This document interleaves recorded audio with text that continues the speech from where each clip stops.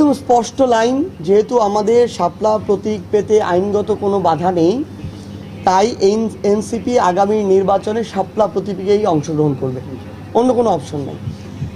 আমরা নির্বাচন কমিশন তাদের জায়গা থেকে আমরা অনুরোধ করব, তারা যেন নিজেদের স্ট্যান্ডার্ডের প্রমাণ দেয়, তারা যেন ওই মার্কা যেগুলো আছে, যেগুলো বাংলাদেশের মানুষের সামনে যে কোনো একটা রাজনৈতিক দল, অতীতের, বর্তমানের কিংবা আগামীর যে কোনো একটা রাজনৈতিক দল কালার এক্সপার্ট, জর্জ স্যাপ এবং মাইল্ড অন হ্যান্ডস টেকনোলজি সমৃদ্ধ অরিক্স ক্রিস্টাল ওয়াশ আপনার লন্ড্রি এক্সপার্ট, যেই মার্কাটা নিয়ে একটা ডিগনিটি শো করে তারা তাদের জায়গা থেকে নির্বাচন করতে পারবে, জনগণের কাছে যেতে পারবে, ওই ধরনের মার্কা আমরা তাদেরকে ওই লিস্টে ইনক্লুড করতে বলবো। এবং যেগুলো মানুষের হাসির খোরাক যোগায়, সেগুলো যে কোনো দলের জন্যই সেগুলো আসলে ওখানে থাকা উচিত না। এটা তাদের স্ট্যান্ডার্ডের প্রশ্ন, এটা তাদের রুচিবোধের প্রশ্ন।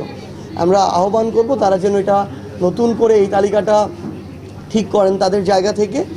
এবং এই নির্বাচন কমিশন অভ্যুত্থান পরবর্তী বাংলাদেশে একটা স্বাধীন সাংবিধানিক প্রতিষ্ঠান হিসেবে যদি তাদের স্বকীয়তা বজায় না রাখতে পারে, যদি কোনো প্রভাবের দ্বারা প্রভাবিত হয়ে আমাদের এই ন্যায়সঙ্গত অধিকারটা আমাদেরকে না দেয়, এনসিপিকে শাপলা প্রতীক না দেয়, আমরা মনে করি এই নির্বাচন কমিশন আগামী নির্বাচন কমিশন হিসেবে কাজ করার সম্পূর্ণ আস্থা হারিয়ে ফেলে।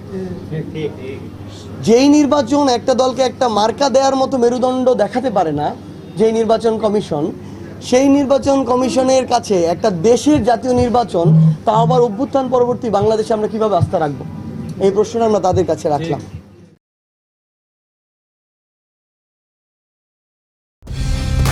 কালার এক্সপার্ট, জর্জ স্যাপ এবং মাইল্ড অন হ্যান্ডস টেকনোলজি সমৃদ্ধ অরিক্স ক্রিস্টাল ওয়াশ আপনার লন্ড্রি এক্সপার্ট।